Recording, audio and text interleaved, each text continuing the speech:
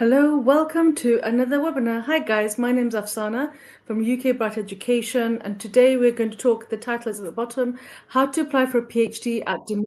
This is for April intake. Okay, so let me just do that because I'm getting a bit of backlog. Okay, right. So I can even see myself on YouTube. Right. So basically today that's the point of today's webinar.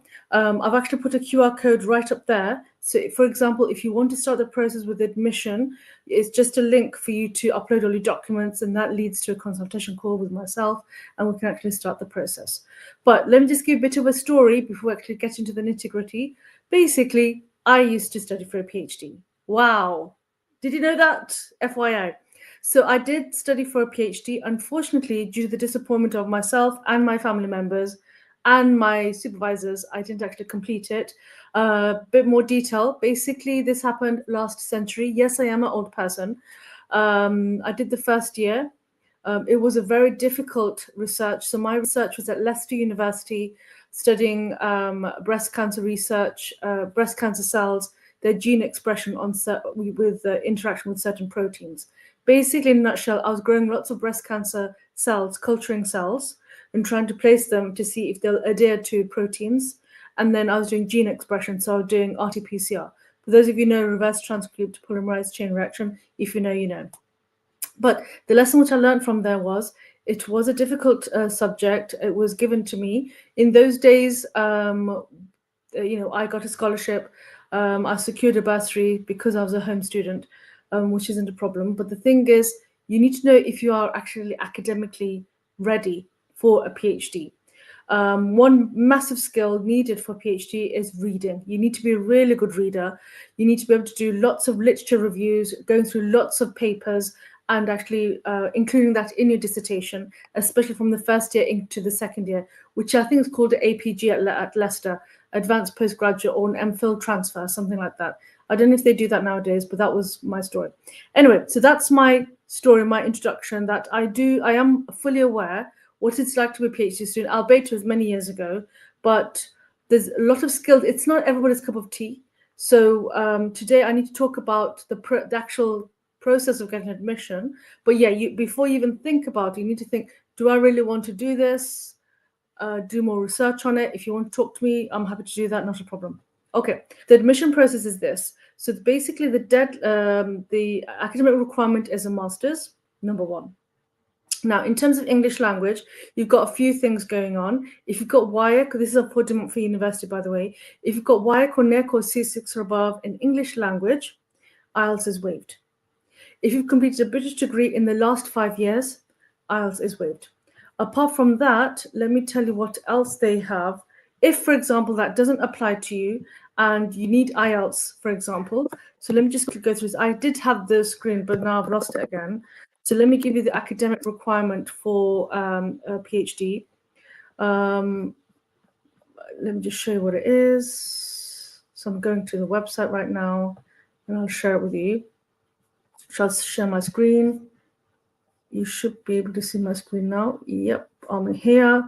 Right, so if you have a look, so for example, if you don't have WIAC, NEC or C6 or above in English language, if you don't have a British degree, which you completed in the last 5 years, then you do need to have an English language requirement if it's not your first language. So you need a UKVI IELTS score of 6.5 or equivalent. That is essential before you get the unconditional offer.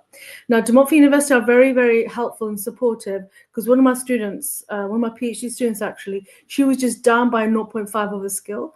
So De Montfort University actually, they provided a free English language test for her. So it depends, we can talk about this all day, but they're very, very accommodating. Let's put it that way. Another point which I'd like to say, so I've talked about the English, I've talked about the academic requirement, you need a master's degree, and that's it really. You need two things, by the way, two things. One is you do need supervisor approval, which I'll talk about, and you need to craft a strong research proposal.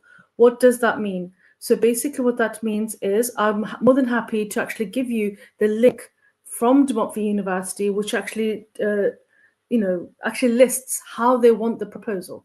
Okay, so they have a website where you actually follow that, and I'll share that with you. After that, you can submit it direct to the supervisor if you wish. If, for example, you haven't done academic writing for a long, long time and you need the extra push, not bush, push, okay. I do have two friends, both of them are PhD holders, and they both happen to be Nigerian, which is great. And they actually proofread students' research proposals. So if that is for you, sorry, that's my phone. So is there any way I could pause this? Let's see. That'll be really good. No, you can't because it's live. Okay, right. So I'm going to close the door. Just wait.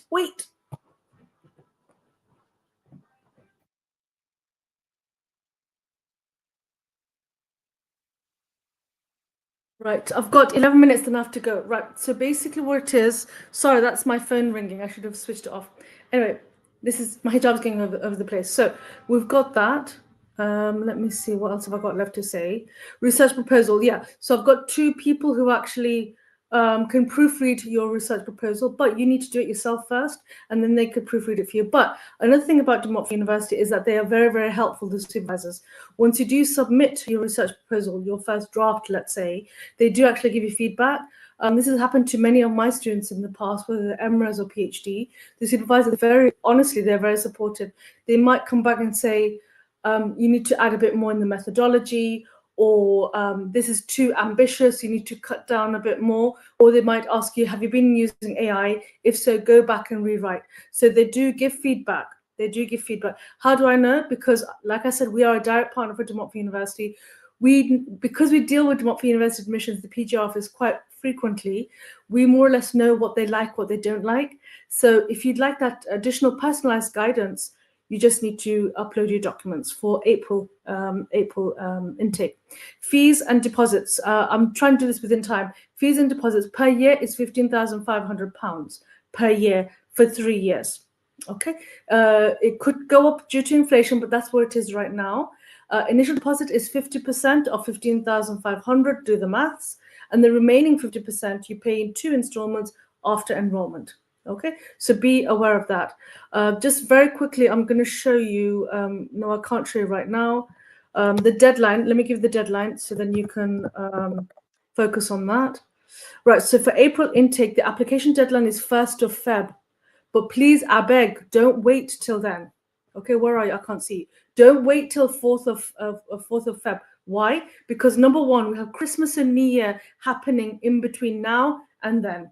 Okay, everything slows down. Everything is closed. Academics, they need a Christmas break, so they will not be touching their inbox. They may or may not be. I'm not going to say they all are. They may not be working during the Christmas holidays. Be prepared for that. Also, academics right now, they're actually teaching. So they're busy with their teaching schedules. So can you see already, I'm telling you, if you want, January is we're getting a bit late now. Or already one student's actually started for January, but it is getting late. So I'm advising you for April. You will need supervisor approval, and I'm going to talk about that in a minute. So I've talked about that. Okay, so next thing which I need to say is supervisor approval. So what it is that, let me just show you what courses are available, which faculty doctoral schools are available. So it's here.